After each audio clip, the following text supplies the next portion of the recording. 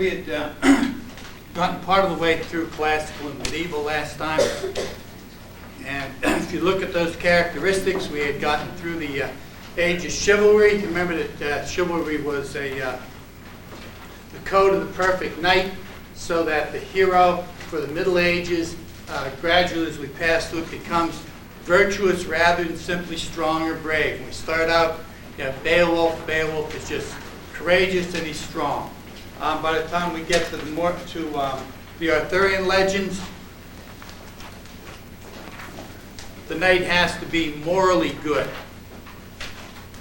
If you look at number 4 under the classical epic, weight and solidity. Everything has got a higher purpose. Basically, Beowulf is just in the medieval romance.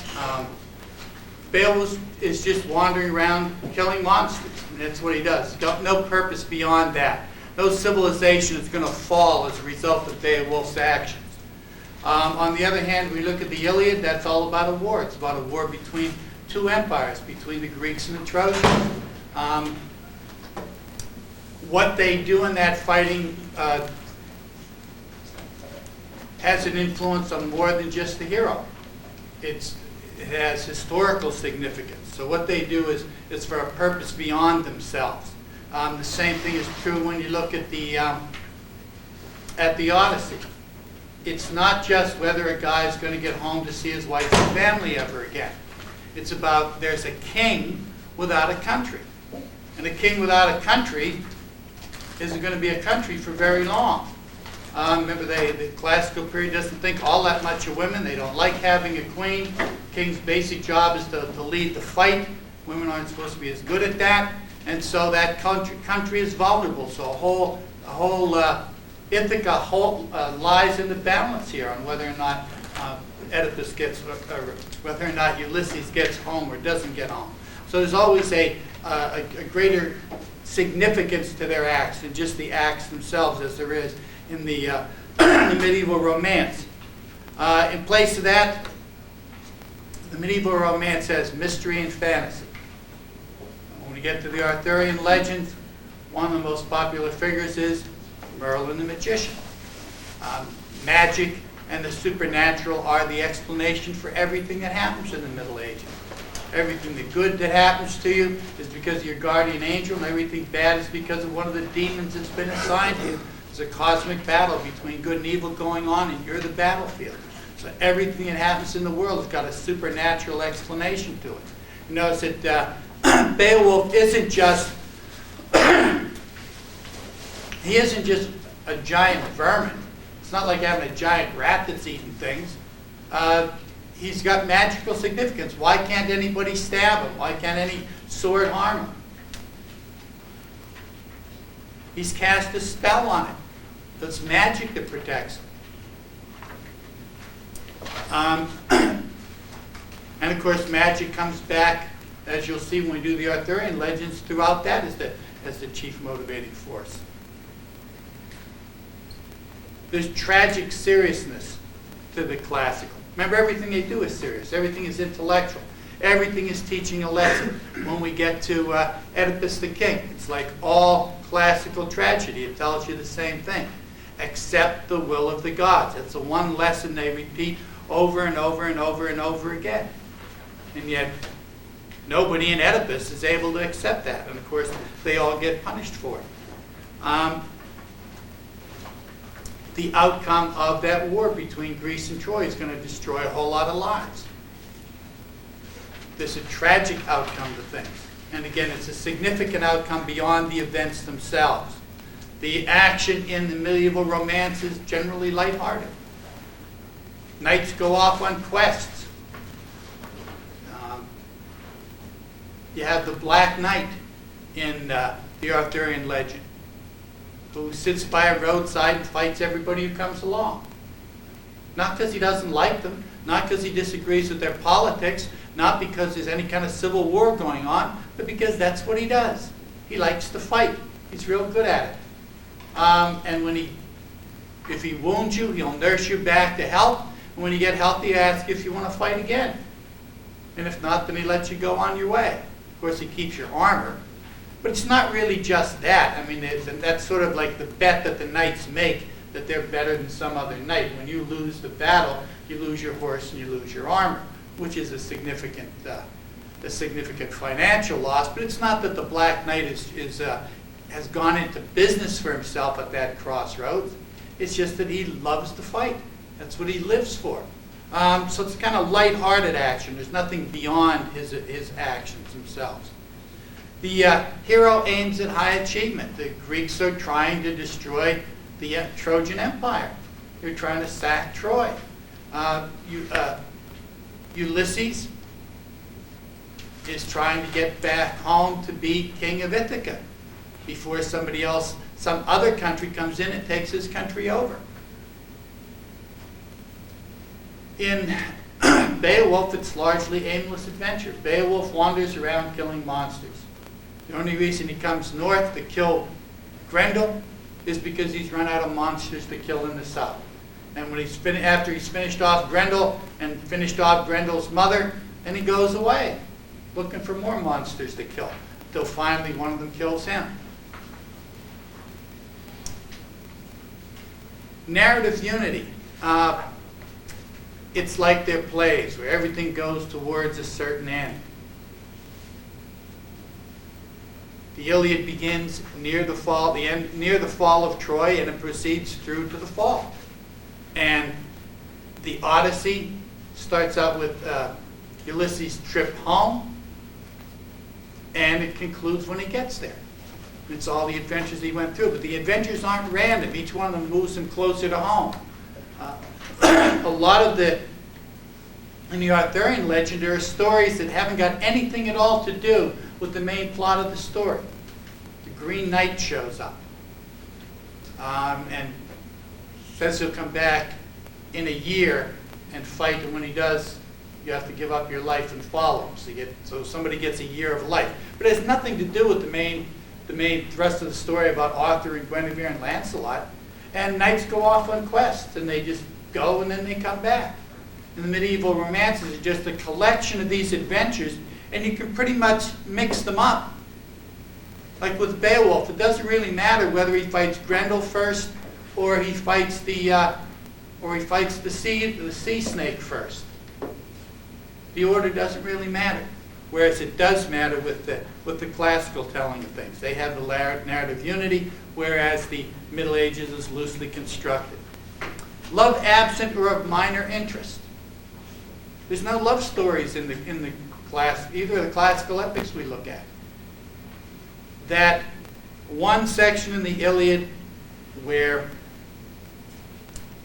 Briseis the slave girl, we have the section where her father comes and asks for her back. But right before that, women were property. They were the spoils of war. When you won the battle, you grabbed off whatever women were handy, and they were yours. You could do with them whatever you wanted to. You could sell them or trade them or keep them, and they were yours.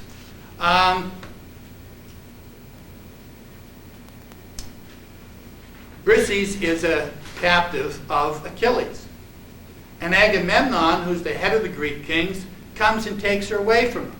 And Achilles won't fight anymore for the Greeks. He goes and sulks in his tent.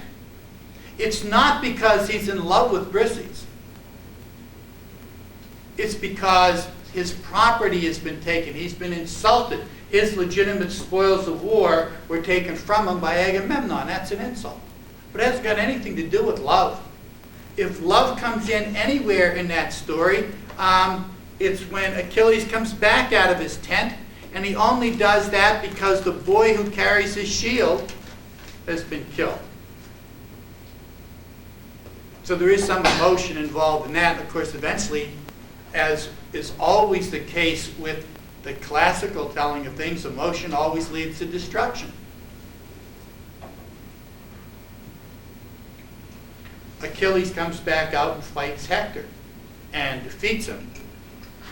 Now, Achilles is always called the brave Achilles by Homer. But when you think about it, he's not really that brave. He's invulnerable. His mother, when he was a baby, dipped him in the river Styx, holding him by the heels. So he's only got one place of vulnerability, where the water didn't touch, where she held his heels. But he doesn't know that. As far as he knows, he's invulnerable. How brave is it if he can't be hurt to go out and fight? When he harangues Hector about coming down to fight him, Hector says he'll come, and Hector is the best fighter the Trojans have. And he says he'll come and fight even though he knows he's going to lose, because history will record that he was really the brave one, because he could die, he could be hurt, and yet he was willing to put his life on the line, whereas it's not very much of a challenge for Achilles. When Achilles kills Hector, there's an interesting, in a modern play called Tiger at the Gates, which is all about this confrontation. Hector says, history will justify me. And Achilles says, we'll write the history. They're going to win. Well, after he defeats Hector, what he ought to do is give the body back for burial. Remember, that's one of the things that the Greeks are required to do, is bury dead bodies. And instead, he hooks the body up behind his chariot and drags it around and around the city. But in doing so, he makes himself vulnerable to Prince Paris, who shoots him with an arrow in his heel and kills him. Now, it's his emotions. His intellect would have told him, follow the will of the gods, turn the body over. But he doesn't listen to his intellect. He follows his emotions, and because he does, he ends up getting killed. So there's not much in the way of love. When we look at the Arthurian legend, you'll see love is the crucial issue in almost everything about, from Uther all the way down to the fall of Camelot. Love is at the bottom of it. Love hasn't got much significance in the classical epic because love is an emotion. They don't like the emotions. The emotions are bad. Remember, emotion goes up. What happens to the intellect? It goes down. And the intellect is the only defense you have against the tragic nature of life. The only way to defend yourself against the will of the gods. Love is of supreme importance in the medieval. The fighting is serious and well motivated. All the fighting in the Iliad is about a war. And the fighting in Ulysses all has to do with him escaping so that he can come home and save his country. The fighting is pretty much spontaneous. Grendel shows up, Beowulf fights with him. It's not planned, and generally it doesn't have a higher motivation. When, as you'll see, Arthur ends up fighting Lancelot, it's over who gets to cross a bridge. There's nothing significant at all. The classical tends to be dramatic, that is, the characters speak for themselves. We have a lot of things in Ulysses' own words. Whereas in the medieval, the narrator does most of the speaking. There's a third person telling the story. And of course, the third person telling the story, it helps in creating characters which are larger than life. Because if the narrator tells you how wonderful he is and what superpowers he has, you tend to either dislike him or to disbelieve him. But if a third person tells you how wonderful somebody else is, you have a tendency to believe them. Historical motivations, that battle between Greece and Rome, has to do with empires. There's divine intervention. The gods get involved. Remember, the gods for the Greeks aren't much different than human beings. They live forever and they know what's going to happen next. But otherwise, they're not much different than human beings are. They're jealous. They're unfaithful to one another. They lie. They're cruel. And they get themselves involved in the Greek and Trojan War. And of course, everything is divine intervention. It all comes down to the will of the gods. But in that, even the gods are divided. In the Middle Ages, the medieval romance, things are motivated by love or by religious faith. And in fact, the stories are largely allegories about Christianity, since that's what dominates the Middle Ages. And of course, the desire for adventure, going off on quests and doing heroic deeds, which again is how you get to earn your true love. In medias res means begin in the middle. What it really means is begin as close to the end as you can. And the Iliad opens up in the closing weeks of the war against Troy.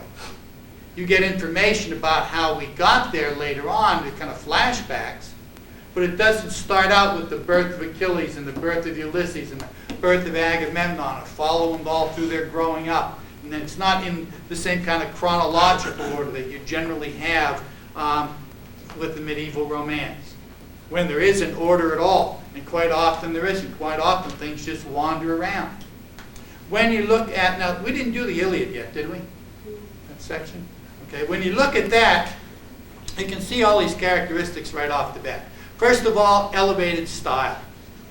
The very first thing that the author does, and he does this at the beginning of every chapter, is ask the goddesses, the muses, for help.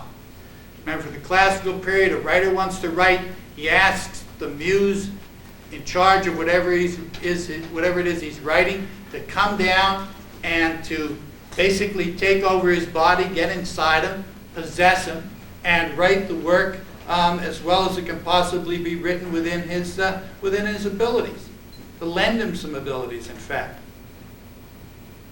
So when you have a thing that starts out addressing the gods, it's naturally going to have a higher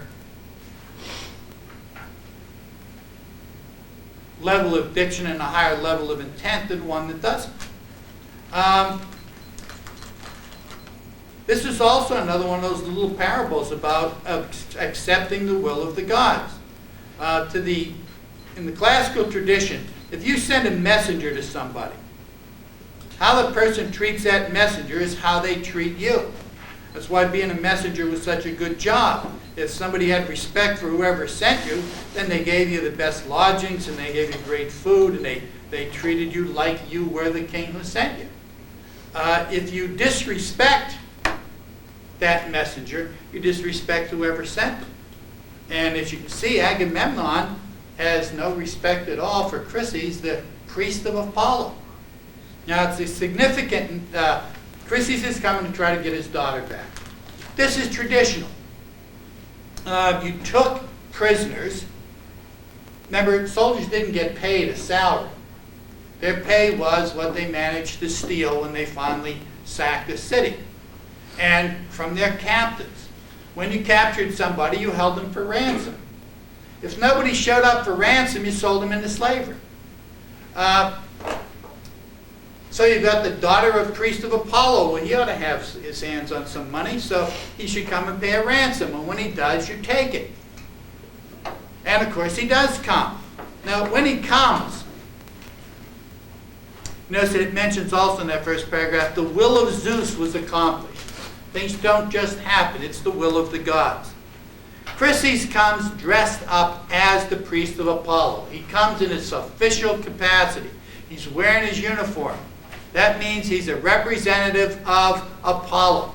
Whatever he asks for in the name of Apollo. A god is asking you for this. What should you do if a god asks you for something? Give it to him. And you notice he doesn't. He insults him instead. Chryses, priest of Apollo, when he came beside the fast ships of the Achaeans to ransom back his daughter, carrying gifts beyond count and holding in his hands, wound on a staff of gold, the ribbons of Apollo, who strikes from afar. That's another one of those realistic visions. You know, he's described exactly the way he would have been dressed. And he asks for his daughter in the name of Apollo.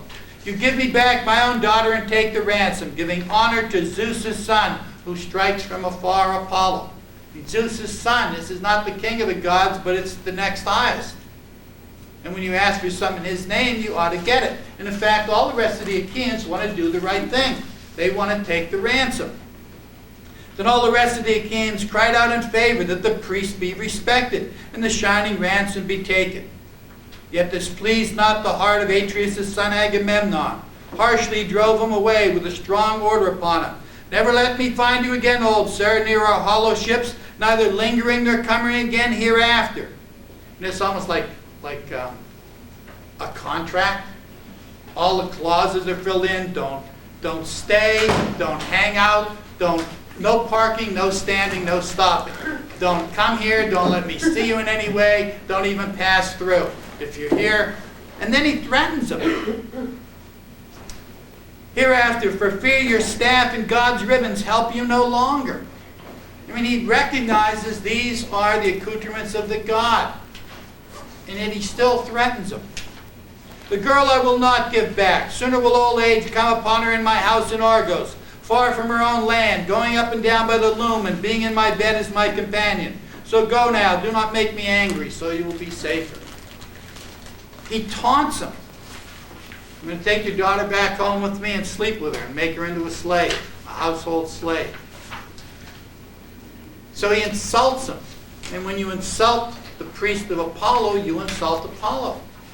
And when you threaten the priest of Apollo, you threaten Apollo. What kind of God would let a human being threaten them without some kind of retribution? None. And Apollo gets even. As the old man goes away, he prays to him over and over. The old man prayed as he walked in solitude to King Apollo. And he asks for revenge. When Apollo comes down to get the revenge, or justice actually, you notice that he doesn't appear in a puff of smoke. He's not like Merlin, making these magical appearances and disappearances. Instead, he walks down just like a person would. Apollo heard him and strode down along the pinnacles of Olympus, angered in his heart, carrying across his shoulders the bow and the hooded quiver, and the shafts clashed on the shoulders of the god walking angrily. Again, you get a realistic portrayal of life, even when it comes to the supernatural. He came as night comes down and knelt apart and opposite the ships and let go an arrow. Terrible as the clash that rose from the bow of silver. First he went after the mules and the circling hounds, then let go a tearing arrow against the men themselves and struck them. The corpse fires burned everywhere and did not stop burning. 9 days up and down the host ranged the god's arrows, but on the 10th Achilles called the people to assembly. First of all, you notice that you don't have any of the grotesque that you would have had in the Middle Ages. He slaughters people for 9 days, but we get no graphic descriptions. When the Middle Ages tells this story, they tell you about how every arrow hit something, how one of the giant arrows went through a mule and lifted it up and stuck it in the side of the ship, where it kicked and wriggled until it died, and how one of the arrows went through somebody's head and popped out the back and their eyeball was still on it, and blood splattered all over everybody. Every single gory detail of all of the deaths that the Middle Ages is telling. Why doesn't the classical period stress these gory details? Because they're of higher intellect. They're of higher intellect. The gory details, more sensation, more emotion. More emotion, less intellect. What they're trying to point out here is the justice of what's being done, and also the craft of what's being done. You know, even though this is a god and he's immortal, he nevertheless carries out this attack with the same kind of precision. This is almost a textbook for terrorism. First of all, he comes at night. Why? If you were a terrorist, why would you come at night? Surprise the enemy. Surprise the enemy. You can't be seen. First, he shoots the mules. Well, the mules didn't do anything to him. Why kill the mules? So you can't escape. So you can't escape. Why kill the dogs? They can't bark. They can't bark and give warning. Notice he fixes them in place. Then he gets rid of all the alarms that they have. Now they're absolutely at his mercy. And he picks them off one by one. It's exactly what, it's smart. It emphasizes his intellect. The Viking gods would have just, Thor would have stood outside and just kept throwing his hammer at people, crushing them against the stones and breaking them into little pieces. He wouldn't have planned it all out. Even the gods plan things. It's even more so when we look at at human beings, at mortals. You remember when Beowulf's plan? Grendel can't be killed by any kind of a weapon. So what's Beowulf's plan? He's going to lay there in the mead hall, and when the monster comes to tear him apart, he's going to grab him and rip his head off. He's going to put himself out as live bait. Does it sound to you like a plan? No. No, it's not the kind. I mean, you can't imagine Ulysses saying, well, I'll put myself in harm's way, and when the monster comes to eat me, then I'll fight back. Ulysses would have had all the bases covered. Beowulf has no plan at all. It's just the same way as when they go ashore, and they go into this cave. And once they're in there, Polyphemus, the Cyclops, comes in behind them and rolls the big stone door in place and starts eating people. Well, what would Beowulf do the minute one of his men got eaten? Would he plan things out? No.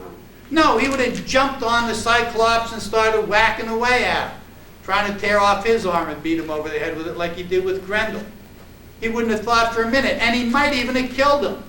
And it wouldn't have dawned on him probably until hours later that now they couldn't get out of the cave anymore. Because even the intellectual Ulysses almost overlooks that.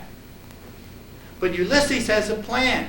And you can also see the realism there as well. What does Grendel do for a living in Beowulf? He kills people and eats them. He's a full-time monster. That's what he does. But you notice the Cyclops has got a job. What's his day job? He's a shepherd. And the description of him is as realistic as it would be for any shepherd's life. The Cyclops left his rams and he-goats in the yard outside, or laid it down. Cyclops built a fire and milked his handsome ewes, all in due order, putting the sucklings to the mothers. Then his chores all being dispatched, he caught another brace of men to make him breakfast. Or at evening came the shepherd with his flock, his woolly flock. The rams as well this time entered the cave. By some sheep-herding whim or a god's bidding, none were left outside. He hefted the great boulder into place and sat him down to milk the bleeding ewes in proper order, put the lambs to suck, and swiftly ran through all his evening chores. He's got a routine. He's got a job that he does every day. Again, he's realistically described. For a monster, he hasn't got any supernatural powers. He's big and he's ugly, but that's about it. There's nothing magical about him. Weapons can hurt him just like they can hurt anybody else. What happens to him when Ulysses gives him wine? Odysseus gives him wine. Gets drunk. He gets drunk just like a human being. He's got no special powers. And he's the son of a god. So he's got some kind of, he's at least a demigod. He's at least partially divine. And yet he has no superpowers. Again, he's realistically described. There's also that difference in the descriptions of what goes on.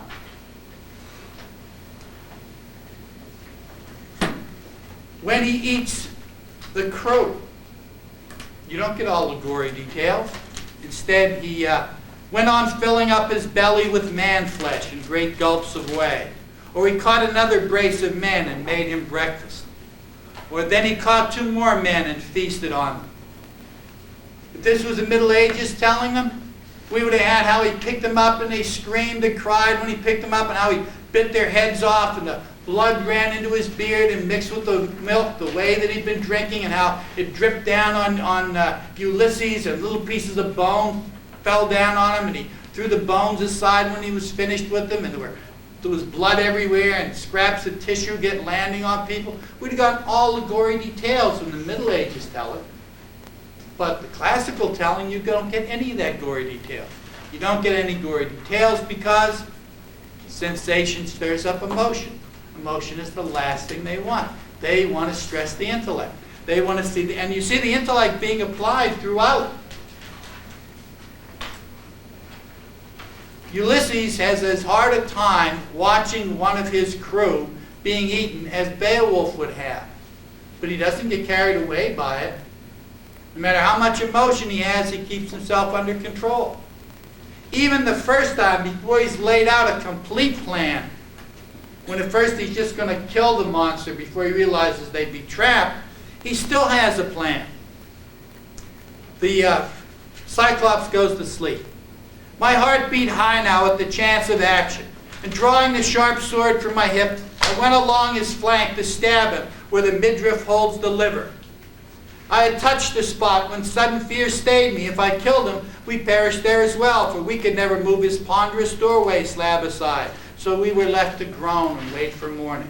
Now they believed that the liver was the center of life, not the heart. So the monster's asleep and Ulysses is going to kill him. Well, how would Beowulf kill him? Probably go for a heart.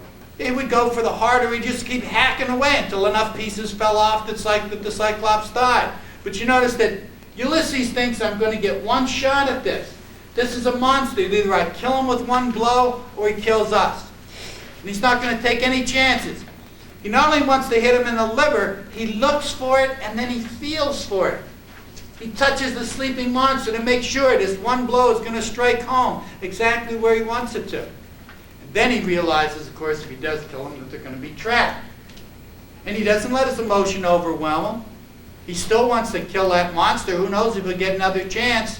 But he puts it aside until he does. He waits his time. He watches what the Cyclops does. He looks for vulnerabilities.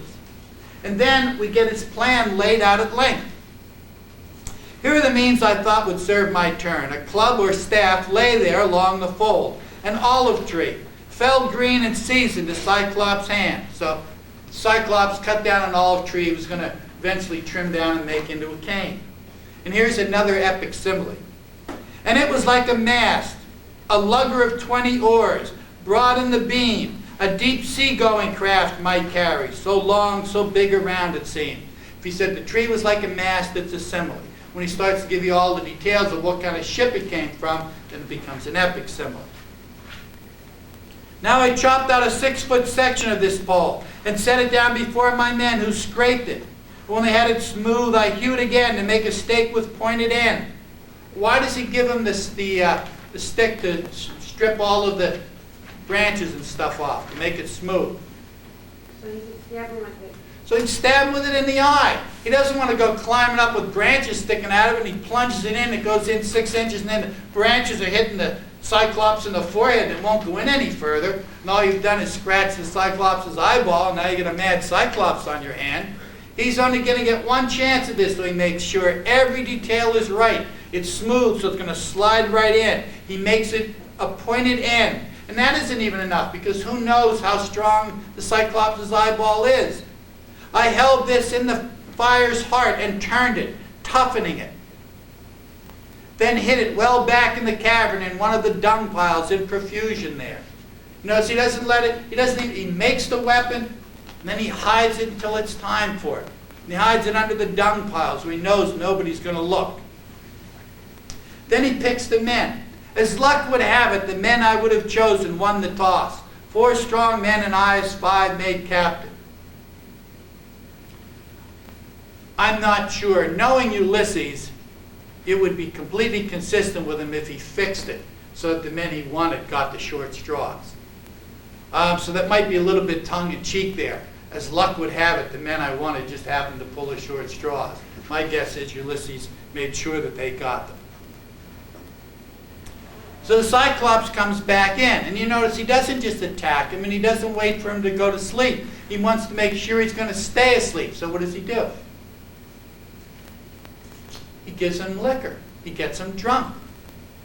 And he even prepares for later on. When he gets him drunk, the Cyclops likes the wine and says he's going to reward Ulysses. He's going to eat him last. And he asks Ulysses his name. What does Ulysses tell him his name is? Nobody. Actually, Nemo. No man. No coincidence he does that. He's planning ahead. Later on, after they've blinded him, Polyphemus is screaming. All the other Cyclopses in the island come up outside his cave and say to him, "What ails you, Polyphemus? Why do you cry so sore in the starry night? You will not let us sleep. Sure, no man's driving off your flock.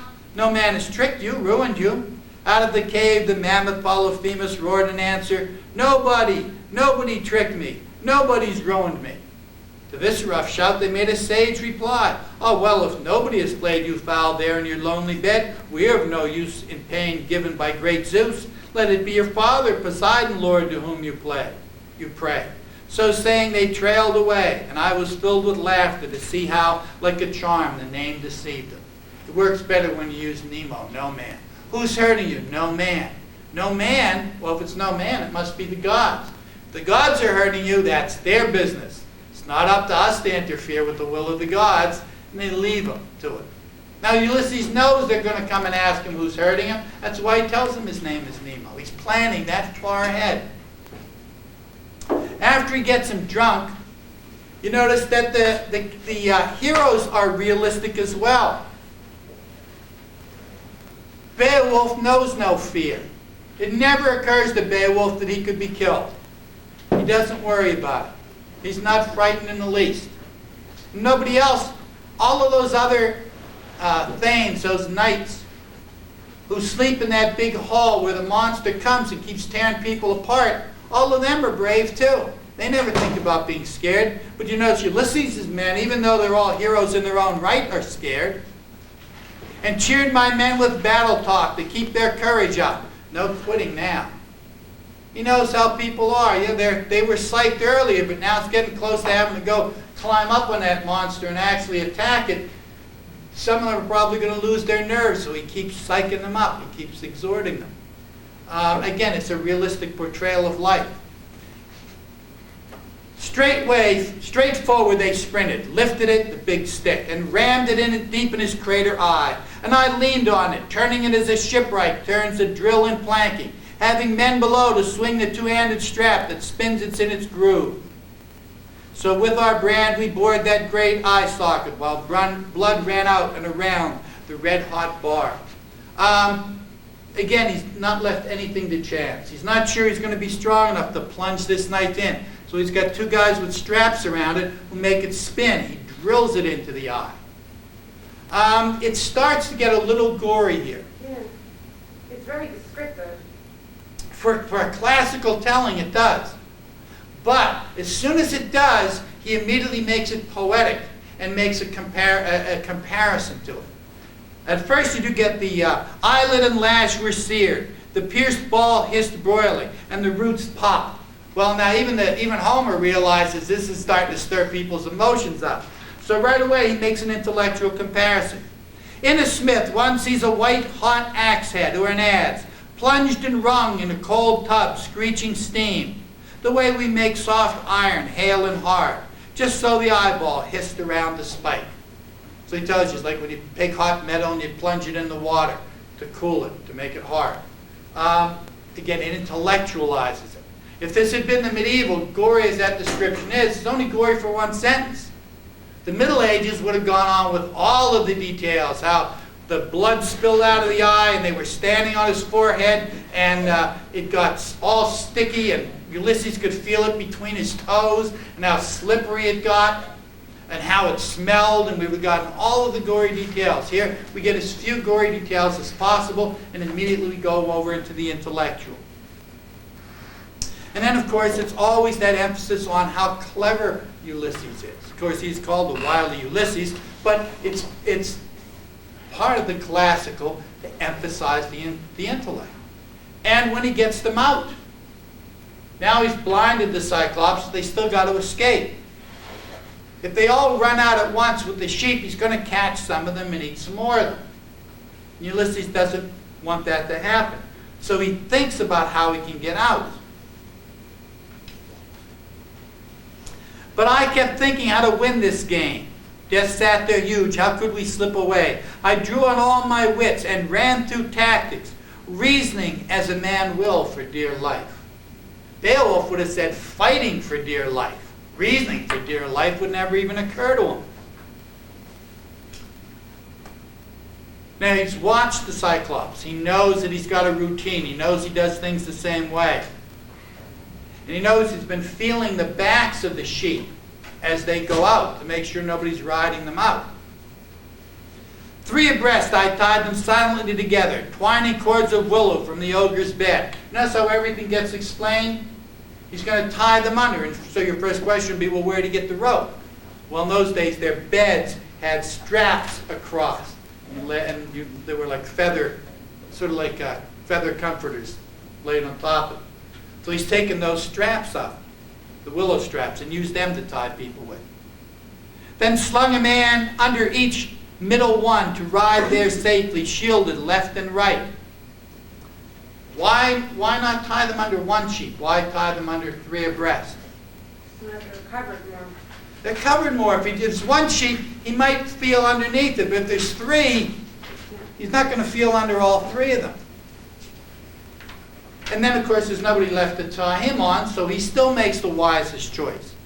I took the woolliest ram, the choicest of the flock, and hung myself under his kinky belly, pulled up tight, with fingers twisted deep in sheepskin ringlets for an iron grip. Picks the woolliest of the sheep, pulls himself up into the fleece so he can't be easily felt, and rides out under it. His intellect only fails him one time. And it does when emotions get the better of him. And because it does, it takes him all these years to get home. Now, Polyphemus is the son of Poseidon, or Neptune, the god of the sea. They escape, they're in their boat, they're out on the sea. Far out shore as shouted words would carry, I sent a few back to the adversary. Oh, Cyclops, would you feast on me and my companions? Puny am I in a caveman's hands? How do you like the beating we gave you, you damned cannibal, eater of guests under your roof? Zeus and the gods have paid you. Now that's true. One of the obligations in Greek paganism was you had to offer hospitality. And did I mention hospitality before and why that worked for them as a trading people? Almost all of the obligations that the pagans had, religious obligations, all made good practical sense. Now you have to give hospitality to people. Stranger shows up. You have to give them something to eat and you have to give them a place to stay, no matter who they are. If they're a beggar, you can make them sleep in the stable and you can give them scraps. But you can't turn them away. And obviously, if it's a rich lord, you give them the best room in the house. You're obligated to do that. There are obligations for the guests as well. You can't steal from your host. You can't seduce your host's spouse. You can't complain too much about things. And when you go, you give them a nice present. Now, if you're a trading company, you notice how well this works. There's no hotels. You're going to go traveling in a foreign land. If everybody believes you have to give hospitality, you always have a place to stay. You always have some place where you'll be fed. And of course, you give them gifts in return. That encourages people to do that. And the religion encourages people to do that because the Greeks know that the gods and the goddesses are very fond of traveling around in this world in different forms. So when you turn away a beggar, it might turn out to be Apollo himself. And you don't want him stepping away dejectedly from your door and swelling up into one of the gods who's now angry because you weren't going to take care of him. So you have to treat everybody as if they're a god in disguise. Just like the obligation to bury the dead. Well, what happens if you don't bury dead bodies? They rot. They rot and they spread disease. So you make it a religious obligation to bury them. And you put certain demons in charge of it, certain monsters in charge of policing those things. And Polyphemus has broken one of the rules of hospitality. He's eaten his guests. He's murdered his guests. That's a terrible thing. Zeus has paid him out. But it was dumb of Ulysses to say so. He's out on the water, shouting back how he's blinded Polyphemus, the son of the god of the ocean. How's Neptune, how's Poseidon going to feel about somebody who blinded his son? Oh, fine, it was okay, it was just. Be pissed. Yeah, he's going to be pissed about it, and he is. Every time Ulysses gets back on the ocean, Poseidon does something to try to kill him.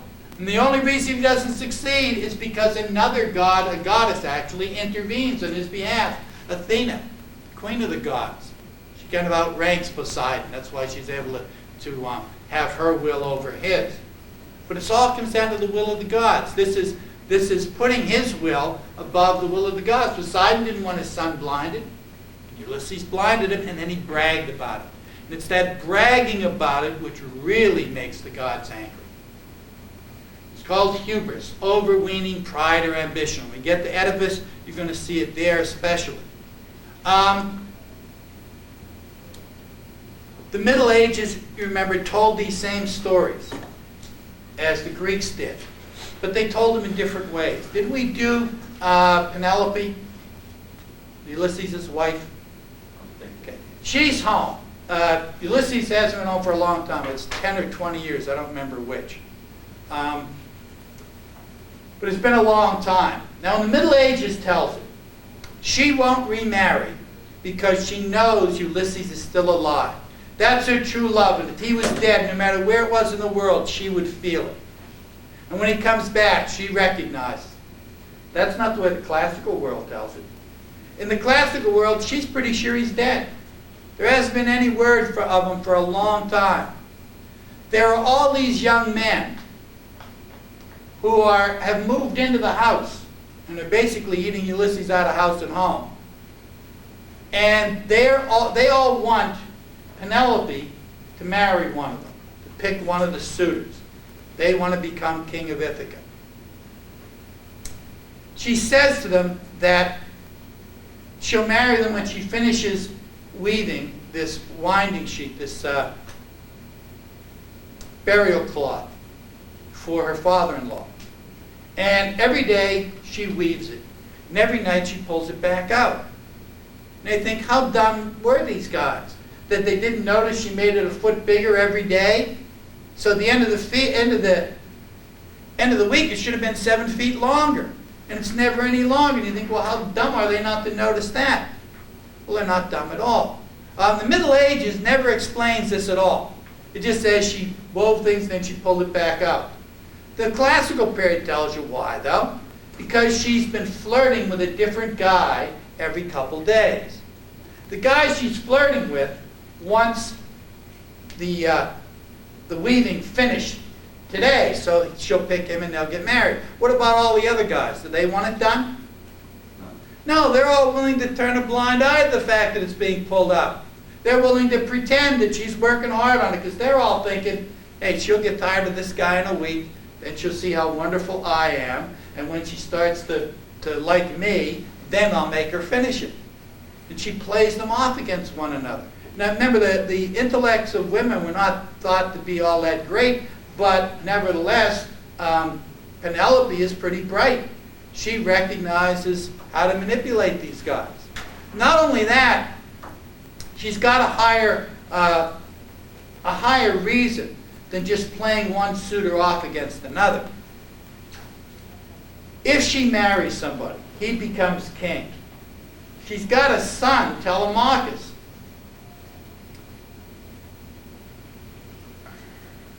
You marry the queen, you get to be king. Do you want the old king's son hanging around? So what would you do if you had any sense? Well, the smarter, because you can't just, if you send him off, you got to worry about him coming back. See, here's the big problem. Right now, Telemachus is just coming of age. So he's not as strong as he's going to be. And you're in your prime. But 10 years from now, you're going to be a step or two slow. And Telemachus is going to be in his prime. And you don't want him showing up saying, that throne you're sitting on is my father's seat, and it belongs to me. So you'd kill him. Very minimum, you'd arrange an accident for him.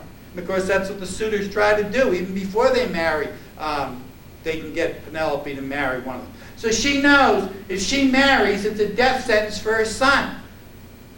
So it's not just a woman manipulating men. She's got a higher purpose. She's preserving the proper heir to the kingdom. In the long run, she's preventing civil war. Telemachus grows up and becomes king. Nobody will try to take it away from him because he's Ulysses' son. But if you have a kid, she marries and a king comes in his place, there are going to be people who say that ought to be Telemachus. And there'll be people who side with the king who's there now, and eventually you have civil war. So again, it's got that higher purpose behind everything. When Ulysses comes, she doesn't recognize him. His son doesn't recognize him. Of course, the goddesses intervened and made him look very old. But no matter how old you look, you still look like yourself. When he comes and tells his son Telemachus that he's his father, Ulysses, Telemachus says, it's a wise child that knows his own father. In other words, all anybody has for proof of paternity is their mother's word for it. So how does anybody know who their father really is? They have to have evidence. It's the intellect. An old nurse notices a scar on his leg that Ulysses had. The dog recognizes him. The son says, okay, you must be my father. Penelope doesn't recognize him right away. In fact, he tells his son, he says, go tell your mother that you've come of age now and it's time for you to start making decisions. And that she's to pick a suitor at the end of the night. But to tell him that she doesn't want any fighting over her decision. So they have to leave all of their weapons outside. When they come in, the test, whoever can pass the test is the one she's going to pick. And the test is that the suitors have to string the bow of Ulysses. It's made out of a ram's horn, so it's a recurve bow. And all of them try to string it by brute force. When the Middle Ages tells it, that's how Ulysses does it. He's stronger than all the rest. He pulls it together and puts the loop over and strings it. But in the classical telling, he hooks it between his feet, the bottom half, and bends it down with his hands and hooks it. In other words, he uses the intellect in order to outsmart them. You notice how he's got this clever plan again. He says to Ulysses, now when they says to Telemachus, and when the suitors all come in, make sure nobody's cup is ever empty. Keep pouring them wine. Why? So it narrows their intellect. Yeah, they're not going to know. They're not going to be able to fight back for it. It wants them drunk so that they're more vulnerable. He says, got all the weapons outside. They all have to come in. None of them are armed. They're as drunk as he can get them. And they have to draw the bow and shoot the arrow through the hole where the handle would go in the 9 axe heads. And Ulysses, of course, after everybody's tried, and they've all made fun of him and mocked him, strings the bow, shoots the arrow through the axe heads, and then he has a whole quiver full of arrows. Starts slaughtering them one at a time. And the ones he doesn't kill, Telemachus and the servants go over and stab to death. He's got all the bases covered. How come he doesn't, first of all, why doesn't he just come back and march in and say, it's me, Ulysses, get out of my house. You people have been eating up all my stuff. I'm back. Go home. Better to get rid of them. They'd get rid of him. They'd all jump on him and kill him. And then when it turns out to be Ulysses, they'd say, oh, we didn't know. We thought it was this old bum. And it was such an insult to Ulysses for somebody like that to come and claim they were Ulysses. Well, we just got carried away. We were so angry, we killed him. Well, we're really sorry about that. But your husband's definitely dead now, and the country needs a king. Pick one of us. He's too smart for that. Well, why doesn't he let them go? Once he's got the only weapon in the place, he's clearly got the upper hand. Why doesn't he let them all go home? Because they'll come back and kill him. They'll come back. These are young men. They've been hanging out there for a couple of years waiting to get this kingdom. They're not going to let it slip away that easily. Once they get outside and get their weapons back, they're going to say, one guy chased us away? What kind of men are we? Now he's got them at his mercy. And so he slaughters every one of them. There was only one guy who had been nice to him. Everybody else had been picking on him and pushing him around. When they go in, he says to that guy, don't go in. And the guy doesn't listen to him. What does Ulysses do with him? Kills him. He had his chance. He didn't take it. It's almost like the too dumb to live category. Gave him a chance to get out of here. He wouldn't listen, so you have to suffer the consequences. Everything that he does is planned out. Everything that even women do is planned out. Just the opposite, of course, is the case when you look at the Song of Roland, medieval romance. Now, Beowulf is the beginning of the Middle Ages. Song of Roland is in the middle. Mort to Arthur is at the end. Now, Mort to Arthur is a retelling of the Arthurian legends that run almost from about a third of the way into the Middle Ages all the way to the end. The difference is when we look at Morte Arthur, it's being written as the Middle Ages are melting away. The Renaissance is coming in, the rebirth of learning and the collapse of faith. That's why it ends differently than in Mallory's telling than it does in the traditional way of looking at the Arthurian legend. When you look at the Song of Roland, though, you see, first of all, chivalry. Second, you see a lot of symbolic significance having to do with Christianity. First of all, you got an archbishop, and he's a fighter. He hewed his way to Roland, crying, "Nay, yield me not, a good knight yields him not in life." Now you remember, a knight could yield, he could surrender if he was faced with a better knight, but not when he's facing the enemies of God. This is Christianity versus Islam. As far as they're concerned, all Mohammedans are the enemies of God, and you can't take a backward step from evil. You're there fighting as God's soldiers, not the king's. So you can't give up. You can't surrender. And notice that even the religious figures don't surrender. Now what's happened is Charlemagne's been in Spain. He's coming back. He's withdrawing out of there again. To do so, he has to go through this narrow canyon. When you can't maneuver an army, it's vulnerable. When you can spread your army out and somebody attacks you in the center, you can fold in one wing or the other. You can move your men around. But in that little narrow defile, there's only 10 men across.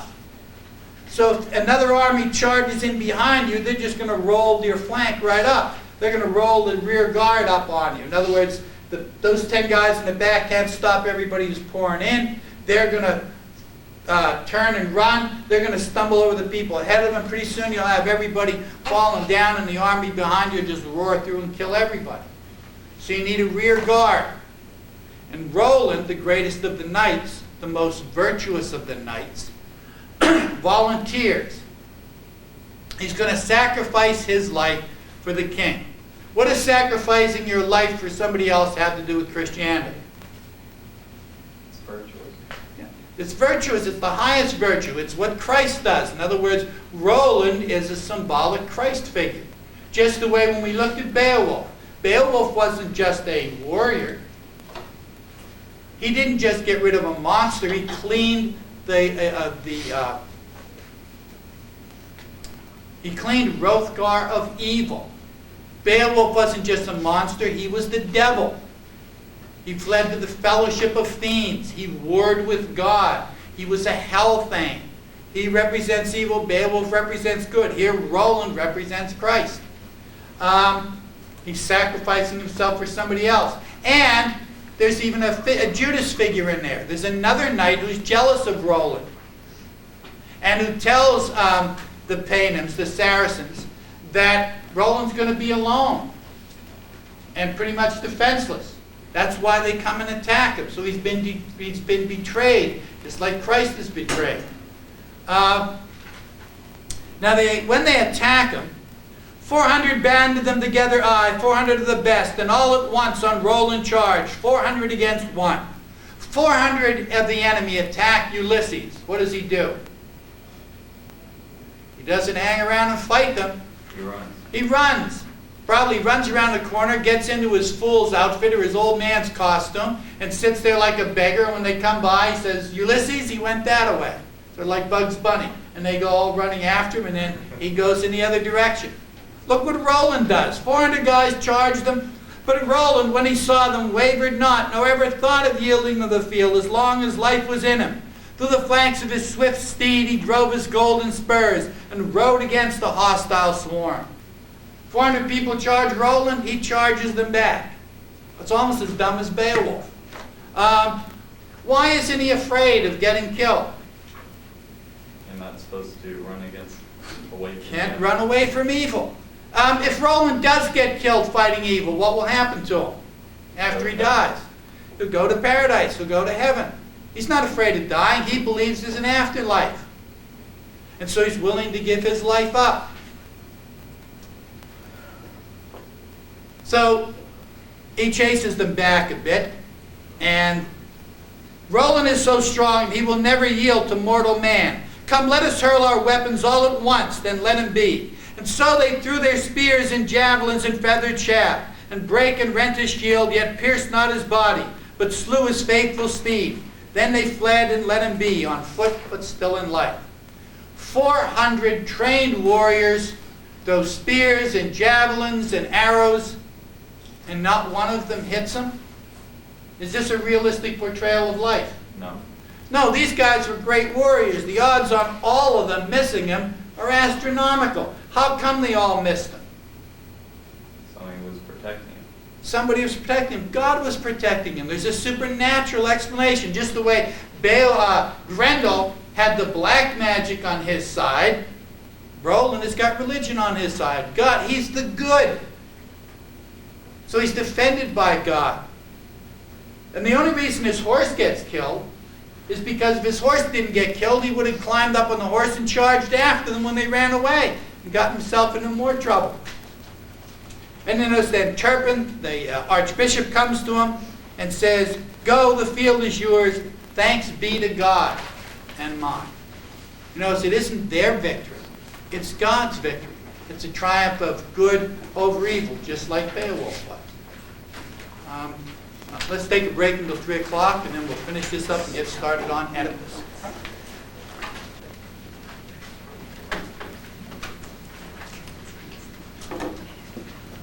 Probably the most famous of the medieval romances is the story of King Arthur. And there are all different kind of versions of it. I mean, it's in different centuries, it's done in different ways. And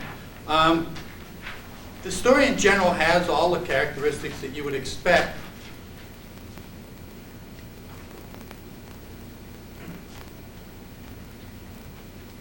Out of a medieval romance. King Arthur? King Arthur. First of all, you have the magic. The whole thing starts out with magic. It's Merlin. Merlin decides that he can make the world a better place by unifying it, by having a king. And for that reason, he goes and gets a magical sword from the Lady of the Lake, Excalibur. And of course, the Lady of the Lake is magical. I mean, she lives underwater in a lake. How magical can you get? She gives him this sword, which cannot be defeated if it's used for good, and this scabbard that the wearer can't be harmed as long as he's wearing it.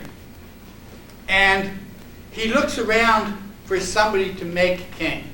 And the problem is that there's everybody around who qualifies as a hero at all is a Beowulf-style hero. They're brave and they're strong. But they're not necessarily very good. Of the ones around, he picks Uther Pendragon, who seems to be the best. And he gives Uther the sword. And Uther sets about subjugating all the rest of the knights and bringing them into the kingdom. And he makes a kingdom of it. And things are going along great. And you'll know, and as you'll see, the importance of love in this. Whenever things are going good, whereas in the classical telling, whenever things are going good, somebody acts arrogantly and puts their will above the will of the gods and gets destroyed. In the Middle Ages, it's always love. It's always sex, actually, that gets everybody in trouble. It's what gets us thrown out of the Garden of Eden, and it's what puts an end to Camelot. So things are going pretty good. Uther's the king. He accepts Merlin as his advisor, so he shouldn't be doing too badly. But he falls in love with Guinevere, or at least in heat. I'm sorry, not Guinevere, with Igraine, the wife of Gorlwal, one of his lieutenants. Now you remember, chivalry, it's all about loyalty. Well, just the way the knights have to have loyalty up the line towards the king has to have loyalty back. You can't go around seducing the wives of your lieutenants. It's just not chivalrous. And he wants Igraine, and they're having this big party celebrating that the kingdom's finally been, that they finally actually have a kingdom. And Uther starts hitting on Igraine. He's cutting her meat up for her. He's making little jokes with her. He's seeing if she's keeps asking her if she's comfortable all the time. Gorwal figures out what's going on here, and he grabs his wife and leaves. Now, you can't do that. You can't leave without the king's permission. It's an insult. It'd be like if you went to a party and you just bailed out without saying goodbye to the host and hostess. Only it's a much more serious offense. Uther pretends to be really incensed at this insult, when in fact what he really wants is to get Gorwa in prison and out of the way so he can get Igraine. Gorwa and Igraine go to Gorwa's castle, and Uther comes and starts to make war on him. And he says to Merlin, I have to use the magic. Merlin says, that's not what the magic is for. I can't use the magic for that. Uther says, I don't care. I have to use the magic. Merlin can see now that Uther is definitely not the guy. But being Merlin, he sees a way around it. He says, all right, I'll use the magic, and I'll get you into bed with Igraine, but you have to give me your firstborn son. Almost like a fairy tale. And Uther says, hey, no problem. I like making them. I don't necessarily want to keep them. It's okay with me. And Merlin uses the magic to transform himself and Uther so that they look like Gorwal and his chief assistant. Gorwal gallops out of the castle and goes off fighting, and Uther and Merlin gallop in not too long after he's gone. Now, Igraine has just sent her husband off to battle. She doesn't know if he's going to die or what, so when he comes galloping back, she's overjoyed to see him. And so they go off to get to bed together. Now, her daughter, and it's different in different versions. Sometimes it's Morgan Le Fay, sometimes it's Morgana. Children can see through the magic. She says, that's not my father. And that's not his chief assistant either. But Igraine won't listen to her. Don't be silly, go back to bed, you're having a dream. And she goes off to bed with Uther, who looks just like Gorwal. When Uther's finished for the night, he and Merlin gallop back out, and then the news arrives that Gorwal's been killed in the battle. Now, Uther didn't want him dead, he just wanted his wife. So he feels really bad about it, and he does what the Middle Ages would consider the noble thing. He goes and offers to marry Igraine. And everybody thinks, what a great guy. So he and Igraine get married. Things are going along pretty good until Arthur's born. She's pregnant from that one night. When Arthur's born, Merlin shows up, says, give me the baby. Uther gives him the baby. Igraine says, what's going on here? Little Morgana goes, that's the guy. He was here before. Remember when I told you that wasn't my father? Well, this is the guy. Uther is the one who was there, pretending to be my father, and that's the guy that was with him. Merlin is the guy that was with him. And Igraine figures out what went on, that it was the magic, that she's really been betrayed, and she kills herself. Everybody turns against Uther because he's betrayed his loyalty to his knights by getting Gorwal killed and by using the magic to seduce his wife. Uther fights back, but the sword no longer makes him invincible because he's not fighting for the right anymore. And so he gets defeated, and the last thing he does is to plunge the sword into the stone, in one version. In another version, the sword vanishes. And when Arthur a few years before Arthur grows up, a big stone falls out of the sky with Excalibur stuck in it, and writing on it says, whoever can pull this sword from the stone is the rightful king of England. Merlin takes Arthur and gives him to a virtuous knight to raise, along with his own sons, which he does. And Arthur grows up thinking that's his father. Arthur becomes the squire to his older brother. You have to be a squire before you become a knight. And as a squire, you set up camp, and you put up the tent, and you polish the armor, and you're responsible for getting all the weapons and stuff in order and seeing that the knight has them when he wants them. So they're having a big tournament. And when they go to the tournament, Arthur's forgotten his brother's sword. The tournament's about to start, and so he runs back to camp to get it, and what he does, he passes Excalibur stuck in the stone. And he thinks, wow, there's a great sword. I'll take that. And he pulls it out and goes back to his brother with it. His brother knows this is Excalibur. He knows whoever owns this is the rightful king of England. So he says to Arthur, you're my squire. You have to listen to me. Don't tell anybody where you got this. It's mine. He goes to his father and says, look, I got Excalibur. I'm the rightful king of England. His father says, look, kid, I don't know much, but I know this. Your mother never slept with Uther Pendragon. You're not the rightful king of England. Where'd you get the sword? Arthur got it. Arthur got it. Ah, yeah, Arthur. Yeah, it could be Arthur. Let's see. Takes the sword, gives it to Arthur, puts it back in the stone. Pull it out. Brother can't pull it out. Father can't pull it out. Arthur pulls it out. Puts it back in again. All the knights come. They all try to pull it. Nobody can pull it out. Arthur pulls it out. He's the rightful king of England. Half of the knights accept him as the rightful king of England. The other half say he's just a boy. He's not even a knight. How can he be a king? And they oppose him. But because he has Excalibur and because he's fighting on the side of right, he wins. He beats them easily. And he unifies England again. And things are back to where they were at the good times with Uther, only they're better now because Arthur is a lot more virtuous than his father was. The problem is that although things are going good and he's establishing Camelot, and he's setting up the Round Table and the Code of Chivalry, he falls in love with Guinevere. And he says to Merlin, I'm going to marry her. Merlin says, you got to be kidding me. Now Guinevere is young and beautiful, and she likes guys, and she likes a good time.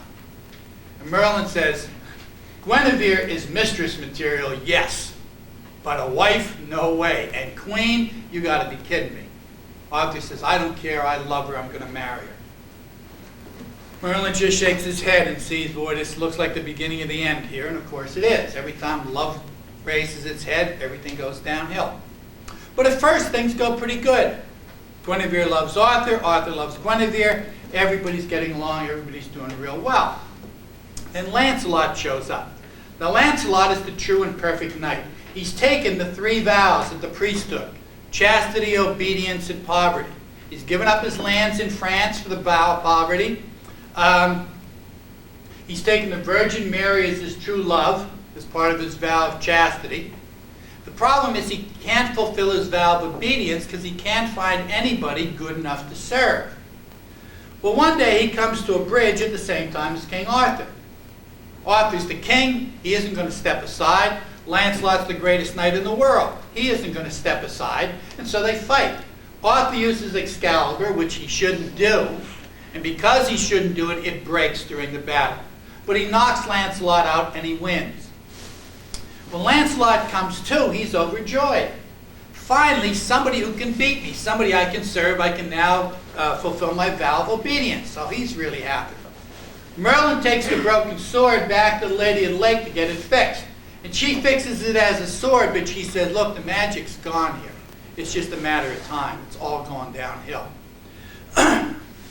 Lancelot goes back to the castle with Arthur.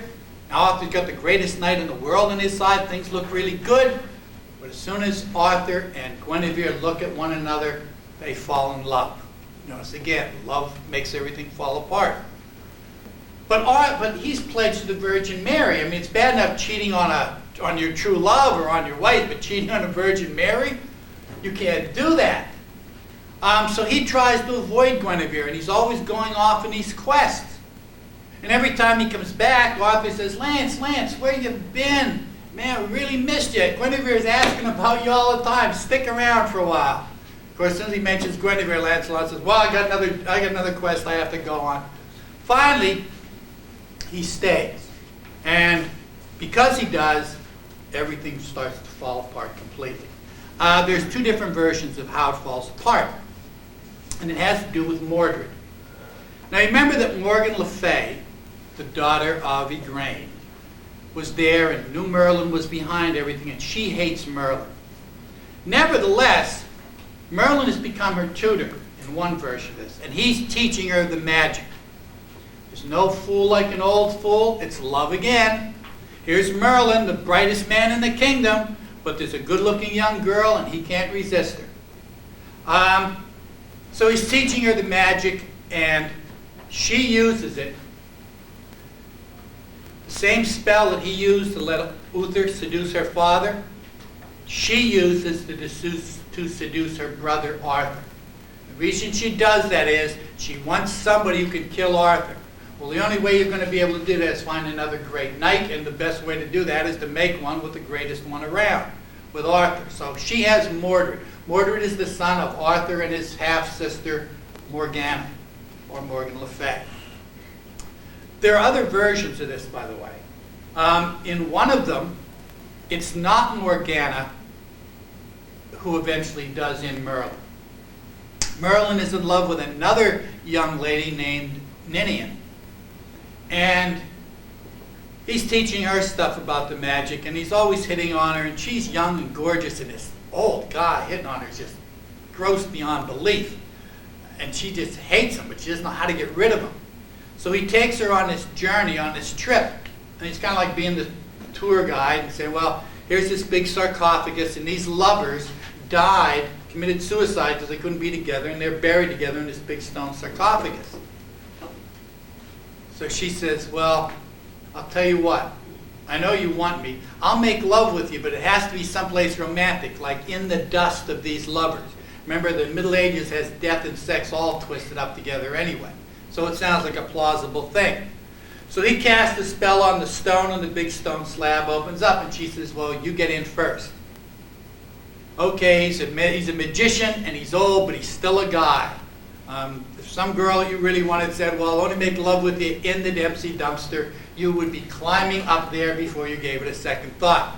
Merlin climbs in, she says the spell backwards, the big stone seals over him, and he's trapped in there. In the other version, Morgan Le Fay says to Merlin, I'll sleep with you if you teach me the one master spell that can freeze time and freeze everything in a block of crystal. And he says, no, that's the one spell I can't teach anybody. She says, well, then you're going to be celibate because I'm not having anything to do with you unless you show me you love me and teach me this spell. And of course, Merlin teaches her the spell, and as soon as he does, she casts it on him so he's not there when Arthur needs good advice.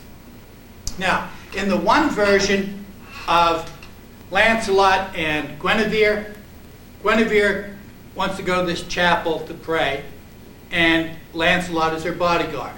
They get separated from the others. There's a storm.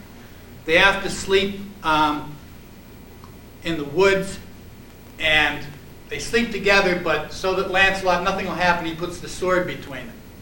And of course, he rolls over during the night anyway. They make love. The sword pierces him. He's wounded. Knights show up the next morning. There's the naked queen and Lancelot. They accuse her of adultery. That's the death penalty. But remember, in those days, evidence doesn't mean anything. Things are settled by trial by combat.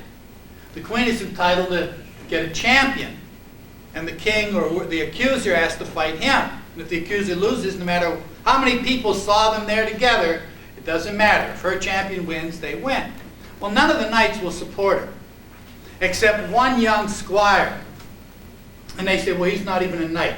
So Arthur knights him. He fights. Lancelot can't fight for her because he's wounded. He fights and wins, so officially Guinevere is innocent and Lancelot is innocent. But everybody knows they're really guilty. So Guinevere retires from the world and goes off to a nunnery, and Lancelot goes back to France. And in the other version of this, Mordred, the son of Arthur, is now at Arthur's court. And Arthur's recognized him as his son, but not as his heir. And all his life, Morgan Le Fay has been telling him, this is your kingdom. The king stole it from you. It really belongs to you. You're going to someday have to kill him and take it away from him. But in the other version of Mordred is just this sleazy guy. He's not that brave or strong. He's not the unbeatable knight. And he sends Lancelot a note from the queen saying, after everybody goes to bed, come to my room. And of course, Lancelot goes. Mordred knows, And he waits a little while, and then they burst in. They find Lancelot in the queen's bedchamber after everybody's asleep. That looks pretty suspicious. They accuse her of adultery. Same thing, she gets defended, she gets acquitted. She goes, joins the nunnery. Lancelot goes away. Arthur has lost his best friend and his true love. And he goes into this terrible decline. And as he goes into a decline, the country goes into a decline as well. And the only way to get him back is for him to drink from the Holy Grail. And the Holy Grail is the cup that Christ used at the Last Supper. But it disappeared 1,000 years ago. And nobody knows where it is. It's in this special castle protected by magic that only the truly virtuous knight can see. So all the knights at a round table go off looking for it. And they look for years and they all die, except one who finally brings it back. Arthur drinks from it, his health is restored, just in time for him to fight Mordred's army, because Mordred showed up to take the throne. On the battlefield, they meet. Arthur kills Mordred. Mordred wounds Arthur. In the traditional telling of this tale, Arthur doesn't die. 3 queens come and take him away into the Vale of Avalon, where he's going to rest up and heal from his wounds. And when England is in trouble, Arthur will come back. What is that? What does that got to do with Christianity, Arthur coming back? Christ comes back, the second coming. Christianity, Christians think Christ is coming back again. So Arthur is a Christ figure. There are a lot of threes in this. Why are there so many threes? The Trinity. There's the 3 maidens. The sword gets waved 3 times. Now in that one he doesn't die, because that's the way it's told throughout the Middle Ages, which is a time of faith. In this excerpt we have from Mallory, on the other hand, faith is now pretty much gone. The Renaissance is coming in. People have lost their faith. So as you see, Mallory doesn't think that Arthur lived. Arthur's been wounded, and he knows he's got to leave, if not die. And so he doesn't want the sword to fall into the wrong hands. So he gives it to his most faithful knight, Bedivere, and tells him to go and throw it in the lake, which is the Lady of the Lakes lake. And Bedivere swears that he'll do it. So Sir Bedivere departed, and by the way, he beheld that noble sword, that the pommel and the haft was all precious stones. And then he said to himself, if I throw this rich sword in the water, thereof shall never come good, but harm and loss. So he hides it. You notice he hides it for material gain. It's greed. What does Judas betray Christ for? Money, for greed. It's the final betrayal. Adam and Eve betray him for sex. Sex is what causes the downfall. Now we've gotten down to greed. He wants the money and the power. Comes back. Arthur says, what did you see when you throw it in? Bedivere says, nothing. Arthur tells him he's lying and says, go and throw it in the lake.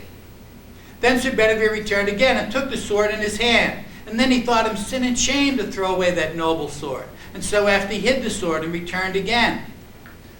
This time he thinks, this is a sword that could reunite England. I could put things back together. So it's power this time. The power and money, it's still greed. This time he comes back and the king says, what did you see? Sir, he said, I saw nothing but the waters wap and the waves wander. So all I saw was the waves breaking on the shore. Ah, traitor untrue, said King Arthur, now hast thou betrayed me twice. Who would have weened, who would have guessed, that thou, that hast been so lief and dear, you who I've raised like a son, and thou art a noble knight, who's supposed to be honest, would betray me for the richness of the sword. But no, now go again lightly, quickly. For thy long tarrying putteth me in great jeopardy of my life, for I have taken cold. But if thou do now as I bid thee, if I may ever see thee, I shall slay thee with my own hands, for thou wouldst for the rich sword see me dead. There's another place where Christ gets betrayed beside by Judas. One of his disciples, Peter, betrays him twice before morning. You know, it's the 3rd time. In fact, he betrays him 3 times. And it's the third time, again, threes, that Bedivere finally throws the sword in the lake. Because when he does, then he threw the sword as far into the water as he might. And there came an arm and a hand above the water and met it, and caught it, and shook it thrice, 3 times, and brandished it. Then vanished away with the hand with the sword in the water. And this time Bedivere comes back and tells him what he saw. And Arthur says, good. And then a little barge with many fair ladies in it. Among them all was a queen. And they all had black hoods, and they all wept and shrieked when they saw King Arthur. Now put me into the barge, said the king, and so he, Bedivere, did. And there received him 3 queens with great mourning. So they set them down, and in one of their laps King Arthur laid his head. And that queen said, "Ah, dear brother, why have you tarried from me so long?" Dear brother? Who does that mean the queen was? His sister, Morgan Le Fay, his arch enemy. Arthur's been delivered over to evil. And Bedivere says, what about me? Can I come in the boat? And Arthur says, comfort thyself, and do as thou mayest, for in me is no trust for to trust in. I will go into the vale of Avalon to heal me of my grievous wound. And if thou never hear more of me, pray for my soul. In the traditional telling, Arthur says, I'm going to the vale of Avalon, and I will heal, and I will return. But you notice here he says, maybe I'll die.